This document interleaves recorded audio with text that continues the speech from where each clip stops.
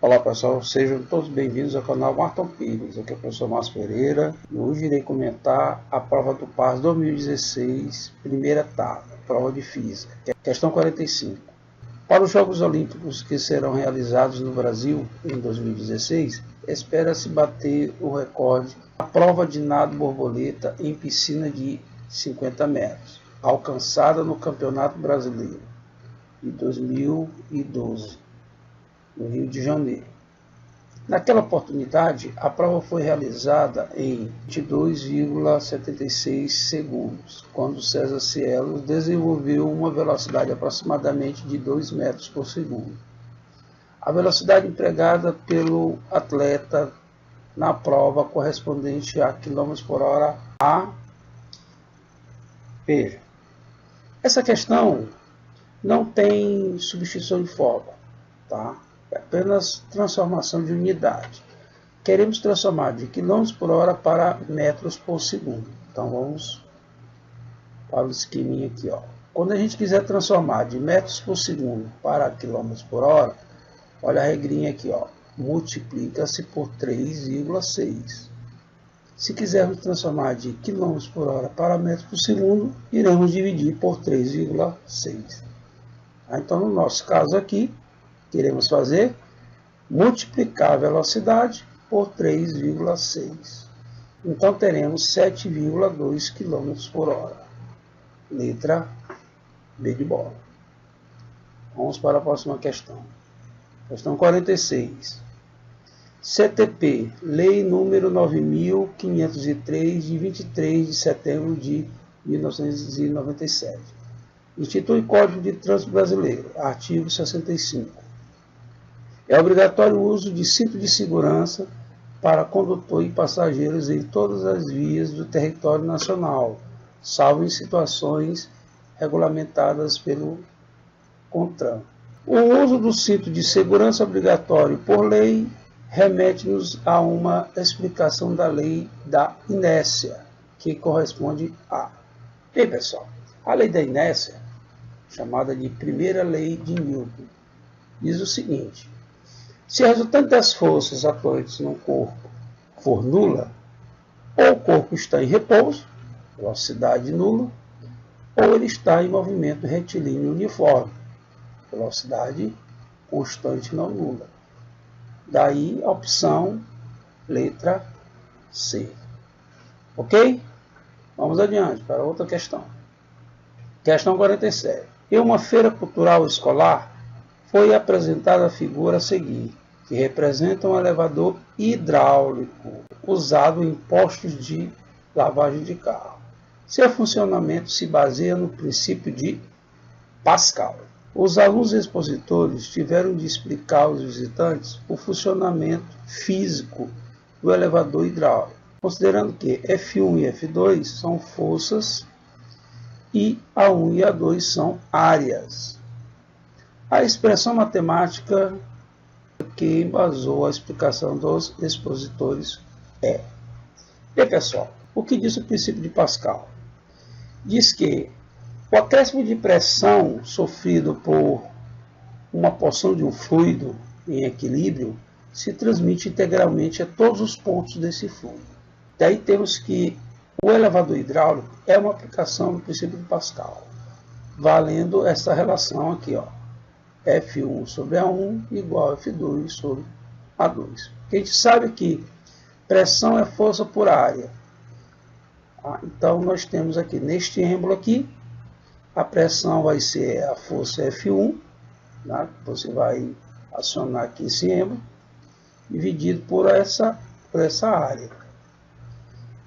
Como o princípio Pascal diz que a pressão é transmitida todos os pontos do fluido, então a pressão aqui nesse outro êmbolo vai ser F2 sobre A2. Tá? A pressão são iguais.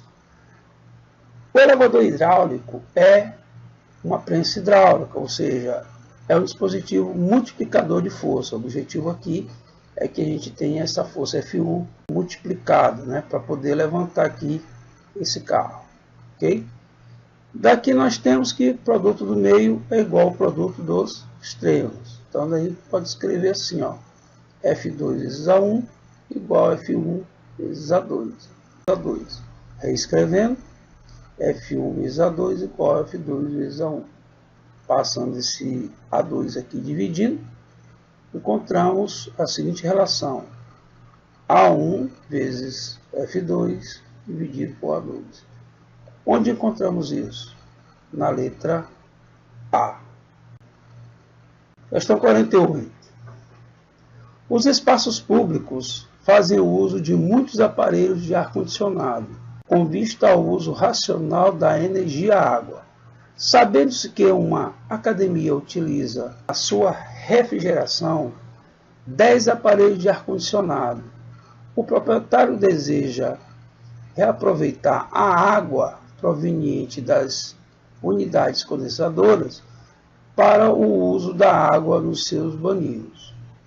Cada aparelho, fiquem de olho bem aqui nesse detalhe aqui, cada aparelho utilizado na academia condensa um volume de 20 litros por dia, com um consumo médio de 120 mil litros de água por mês. E vamos considerar o mês aqui por 30 dias.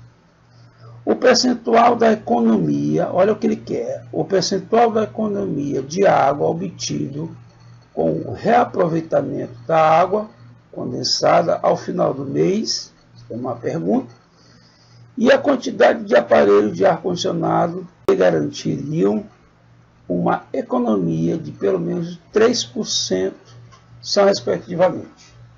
Inicialmente, o que temos aqui pelo dado problema, um aparelho tem uma condensação por dia de 20 litros de água. Em um dia nós vamos ter 20 litros de condensação. Então, X litros em 30 dias. Então, vamos fazer essa regra de 3 simples aqui. As grandezas são diretamente proporcionais. Quanto mais dias, mais volume nós vamos ter.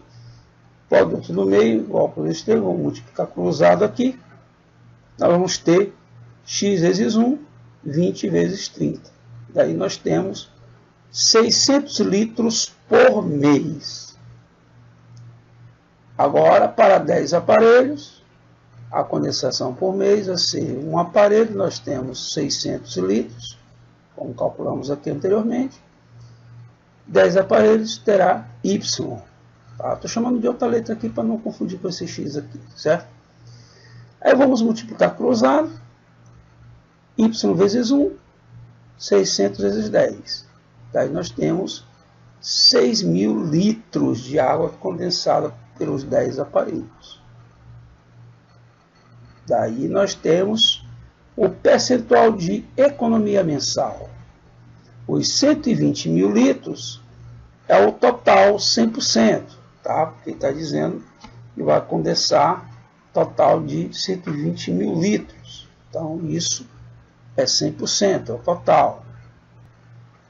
6.000 litros equivale a Z, tá? Para a gente confundir com esse Y aqui. Multiplicando cruzado, nós vamos ter 120 mil Z igual a 6.000 vezes 100. O Z vai ser, fazendo essa multiplicação aqui, nós vamos ter 600 mil dividido por 120 mil. Simplificando os zeros aqui e dividindo, nós vamos ter 60 dividido por 2, equivalendo a 5%. Tá? Aí nós temos que quantidade de aparelho para uma economia de 3%. Então daí nós vamos ter que 10 aparelhos vão economizar 5%, que vimos aqui na primeira resposta aqui da pergunta, 5%. Então, ter aparelhos equivale a 3%. Multiplicando cruzado, 1 vezes 5, 3 vezes 10, 30 dividido por 5, teremos 6 aparelhos. Ok, pessoal? Então, opção E. Essa questão vocês poderiam resolver direto, tá? Eu fiz passo a passo, para você olhar cada detalhezinho, certo? Para entender a questão. Vamos para a próxima. Questão 49. Olha, pessoal, tome muito cuidado aqui com questões de eclipse. O eclipse solar, que é a primeira pergunta que ele faz, o eclipse solar e o lunar são fenômenos astronômicos que ocorrem sob determinadas condições naturais. A época de ocorrência, a duração e as circunstâncias desses eclipses depende da geometria variável do sistema Terra-Lua-Sol. As fases da Lua em que ocorre o eclipse solar e lunar são respectivamente. Então, vamos lá, fazer um esqueminha aqui para entender. Olha só, eclipse solar, nós vamos ter este alinhamento aqui. O Sol, a Lua e o nosso planetinha aqui, a Terra. Então nós temos os raios solares, tá? Os raios solares projetando a sombra da Lua aqui na Terra. Essa região aqui escura é a região da sombra, a sombra da Lua projetada na Terra. E essa região aqui que recebe uma parcela dos raios solares, nós chamamos de penumbra. Tá? Então quem estiver nessa região de penumbra vai ver o eclipse parcial. Quem estiver nessa região de sombra, tá? Vai ver o eclipse total do Sol. E a pergunta pede qual tipo de lua? Nessa posição aqui é a lua nova. Tá? Então, vamos para outra parte. Agora o eclipse lunar, você tem a lua nesse cone de sombra da Terra. Tá? Isso acontece na lua cheia, o eclipse lunar. Daí nós temos a opção A, a opção correta. Ok? Questão bem simples. Então vamos para a próxima. Questão 50. Uma das aplicações dos capacitores é no circuito eletrônico de um flash, de uma máquina fotográfica. O capacitor acumula carga elétrica por um determinado tempo, alguns segundos. E quando o botão para tirar a foto é acionado, toda a carga acumulada é despejada sobre a lâmpada do flash. Daí o seu brilho intenso, porém de curta duração. Se neste circuito houver um capacitor de dados nominais 315 volts e 100 microfarad, corresponderá a uma carga incôlume máxima acumulada de... Bem, pessoal, essa aqui é uma formulazinha bem simples. A carga é igual ao produto da DDP pela capacitância. Substituindo 315 vezes, vamos transformar aqui, ó, 100 microfarad. 1 microfarad é 10 a menos 6 farad. Então vamos multiplicar isso aqui por 10 a menos 6. Daí nós temos, transformando isso aqui em potência de 10, 10 ao quadrado, que é o 100, vezes 10 a menos 6. Daí, conservando a base aqui, 10, somando os expoentes, 2 menos 6 dá menos 4. Pula aqui, ó, pula 1, 2, acrescenta o 0 e pula mais 1. Aí nós vamos ficar com 0,0315 coulomb, ou seja, 0,315 coulomb. Letra D de dado. Aqui nós encerramos esse comentário da prova PAS 2016. Fique de olho no próximo vídeo e até a próxima aula.